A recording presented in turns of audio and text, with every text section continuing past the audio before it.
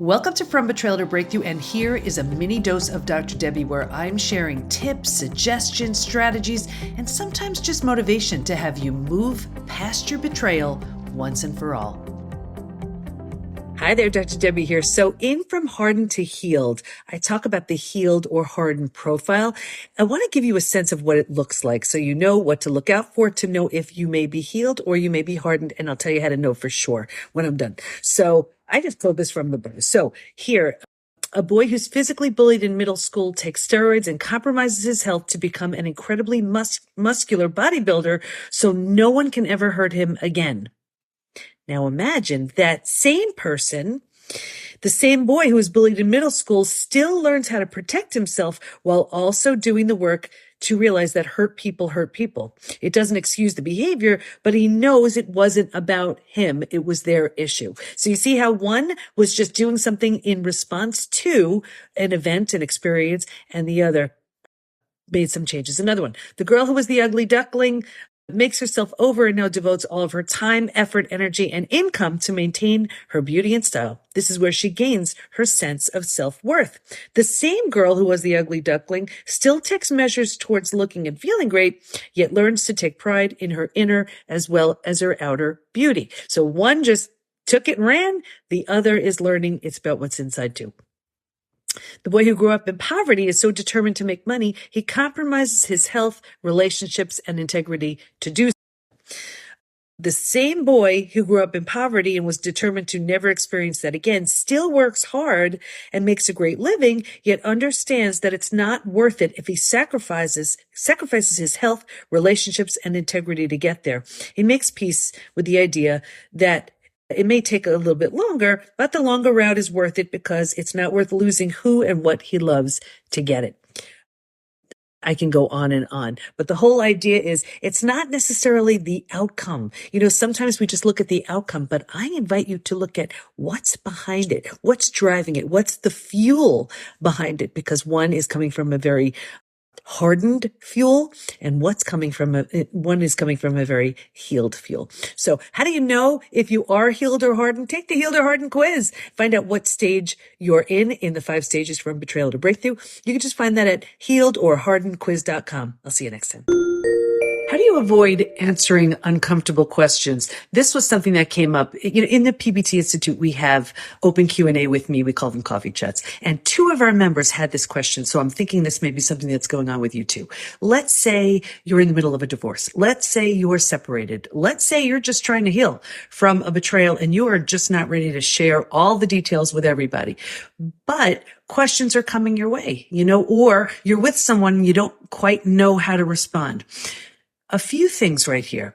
When you are undergoing this transformation and you are healing, right, from whether it is the separation, divorce, healing from the betrayal, it's a very, it doesn't have to be a lonely time, but it's a very personal time, because if you are truly healing, you're undergoing this transformation and you have to be super careful with who you spend your time with for a few reasons. First of all, if the people in your world don't understand, or they may try to influence you in one way or another, it's going to be hard. This is where you are defining and redefining who you want to be, what you want to do, who you want to become, and you don't want to be influenced by anyone on the outside.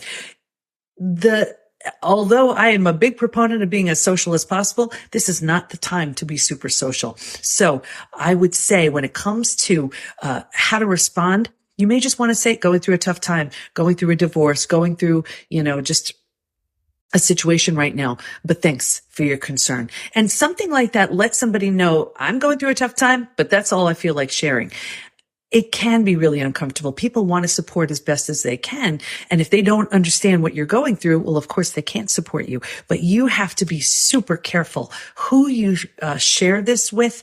And, you know, and what the study I did on betrayal also showed the wrong support does more harm than good. So, of course, in the PBT Institute, and that's all we do is give you the right support and all the tools to help you navigate this. But keep in mind, when you are going through either your divorce, your separation, or just healing from your betrayal and shattered trust, it is not necessarily a lonely time, a very personal time. So imagine, here's the caterpillar going into the cocoon, right? You're in that cocoon because you are undergoing a transformation. And it's a time just to figure out who you want to be, what you want to be, who you want to become. Hope that helps. If I could give one piece of advice, it's never make a decision from a low place. I have been coaching for 30 years. And if there's one thing I have seen so consistently is let's say you've been betrayed, trust has been shattered, and we're so desperate to know, do I stay? Do I go? Do I do this? Do I do that? We need a plan. And I get it. The plan needs to be to get to your physical, mental, emotional best, not to make any other decision right at that very moment. Of course, if your safety is involved, then that's a different story. But what happens is when we make a decision from a low place, it's never a good one. And the same decision we make from that place may not be the decision you'd make at your physical, mental, and emotional best. Also, what happens is, let's say you have 100%, you only have 100% at any given time, best case scenario. If you're devoting 50 to 60% on the problem and on what's happening, and then devoting another 10 to 20% on what your decision is, what the heck is left over for your healing? Not much. So what I always recommend is you want to harness that energy, take back whatever you can for your healing so that that decision becomes really clear. I know we want, especially as control freaks, that's me. We want to know, well, let me make these decisions and know, what my plan is and know my solution. But I'll tell you, this is one of those times that you are so much better off just getting to your physical, mental, and emotional best. That's the plan. That's the decision. Because from that place, you will see so many things show up and ideas and, options you never would have had access to from that low place. So take all that energy, harness it up, use it to heal, and that's where your best decisions come from. I hope that helps. You need the right tools, support, and the right community to move through the 5 stages from betrayal to breakthrough. And we have all that within the PBT Institute. So join us at the PBT, as in Post Betrayal Transformation, thepbtinstitute.com. There's a version of you who's so confident, healthy, peaceful, and happy on the other end of your healing. And we can't wait to help you get there. We got you. Thanks for listening. And here's to your breakthrough.